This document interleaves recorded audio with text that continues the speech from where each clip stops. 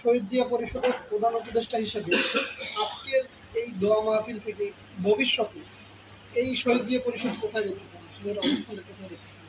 শহীদ জিয়া পরিষদকে আজকের এই পরিষদ থেকে এর ব্যাপ্তি আসলে কত দূর?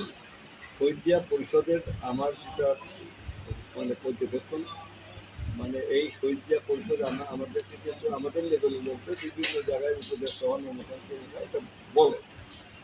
আমি কিন্তু কোনো পরিষদের বা কোনো সংগঠনের যেটা হঠাৎ করে গড়ে উঠলো তার একটা উপদেষ্টা বা অনুপাত এটা আমরা করি না, কারণ আমাদের একটা ন্যাশনাল পলিটিক্স করি, আমাদের দলের একটা বিভিন্ন কর্মকাণ্ডের সাথে আমি যুক্ত।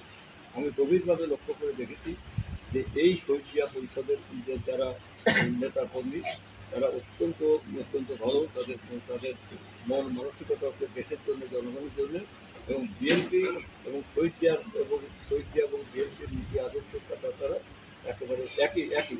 অতএব এদেরকে আমার মনে হয় না কখনো যে এরা ওই যে বিএনপির নেতাকর্মী, যুব দল, ছাত্র দলের নেতাকর্মী বা বা ওই যে আমাদের স্বেচ্ছাসেবক দলের নেতাকর্মী থেকে এরা কোনো আলাদা, এরা আলাদা নয়, এরা আমাদেরই একটা একটা সংগঠন।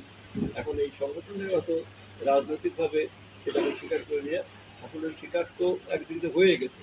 এই সংগঠনে আমি আছি, আমাদের সিটি সালাম সাহেব আছে, কখনো আমাদের অন্য কোনো ভাইস চেয়ারম্যান আছে, স্ট্যান্ডিং কমিটির চেয়ারম্যান আছে, অনেক সময় এসছে, এবং এটা ব্যাপ্তি সারা দেশেই এই সংগঠন ছড়িয়ে পড়ছে।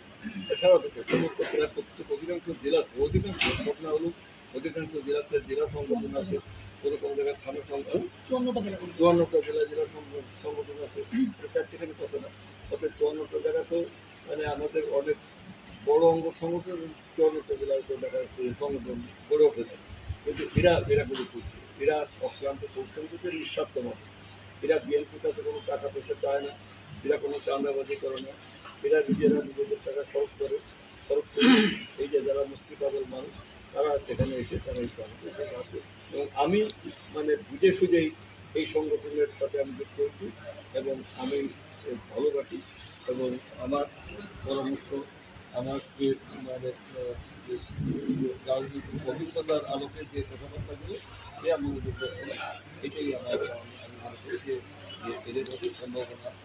জি, ধন্যবাদ।